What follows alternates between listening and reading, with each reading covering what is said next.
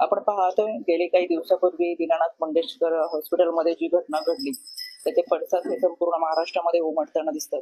खरं तर आरोग्य सुविधा ही अतिशय मूलभूत अशी गरज आहे आणि नागरिकांना धर्मदाय संस्थांनी चांगल्या पद्धतीची आरोग्य सुविधा देणं हे अपेक्षित असताना आणि तशी नियमावली असताना पेशंटला हे उपचार खरं देण्यासाठी त्यांनी टाळाटाळ केली. त्याच्यासाठी मागितलेली डिपॉझिटची रक्कम आणि एकंदरच या सगळ्या घटनेमुळे यामध्ये पेशंटचा मृत्यू झालाय.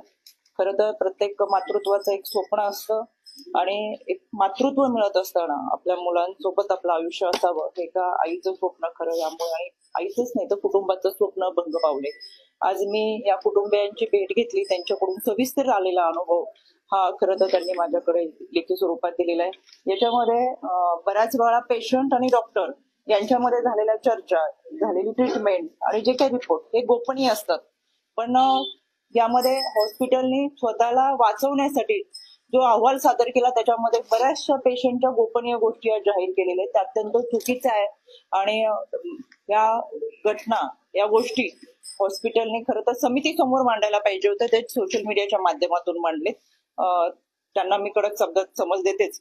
पण आता 11 वाजता आयुक्त कार्यालयामध्ये राज्य महिला आयोगाच्या वतीनं बैठक बोलवलेली आहे. याच्यामध्ये राज्य समितीच्या वतीनं जी समिती केलेली आहे डॉक्टर राधाकिशन पवार यांच्या अध्यक्षतेखाली 4 सदस्यीय समिती आहे. त्या समितीचा राज्य शासनाचा अहवाल हा आता आयुक्त कार्यालयामध्ये सादर केला जाईल.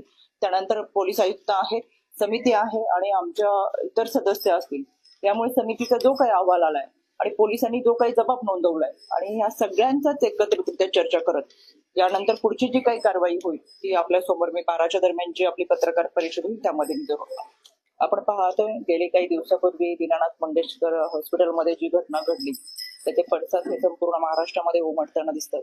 खरं तर आरोग्य सुविधा ही अतिशय मूलभूत अशी गरज आहे आणि नागरिकांना धर्मदाय संस्थांनी चांगल्या पद्धतीची आरोग्य सुविधा देणं हे अपेक्षित असताना आणि तशी नियमावली असताना पेशंटला हे उपचार खरं देण्यासाठी त्यांनी टाळाटाळ केली. त्याच्यासाठी मागितलेली डिपॉझिटची रक्कम आणि एकंदरच या सगळ्या घटनेमुळे यामध्ये पेशंटचा मृत्यू झालाय. खरं तर प्रत्येक मातृत्वाचं एक स्वप्न असतं आणि एक मातृत्व मिळत असताना आपल्या मुलांसोबत आपलं आयुष्य असावं हे एका आईचं स्वप्न खरं यामुळे आणि आईचंच नाही तर कुटुंबाचं स्वप्न भंग पावले. आज मी या कुटुंबियांची भेट घेतली, त्यांच्याकडून सविस्तर आलेला अनुभव हा खरं तर त्यांनी माझ्याकडे लेखी स्वरूपात दिलेला आहे. याच्यामध्ये बऱ्याच वेळा पेशंट आणि डॉक्टर यांच्यामध्ये झालेल्या चर्चा, झालेली ट्रीटमेंट आणि जे काही रिपोर्ट हे गोपनीय असतात.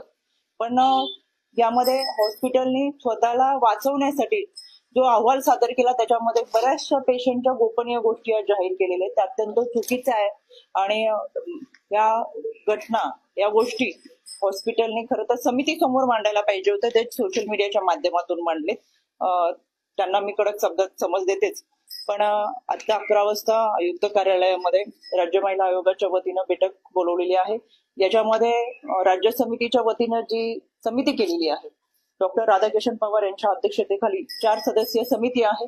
त्या समितीचा राज्य शासनाचा अहवाल हा आता आयुक्त कार्यालयामध्ये सादर केला जाईल. त्यानंतर पोलीस आयुक्त आहेत, समिती आहे आणि आमच्या इतर सदस्य असतील.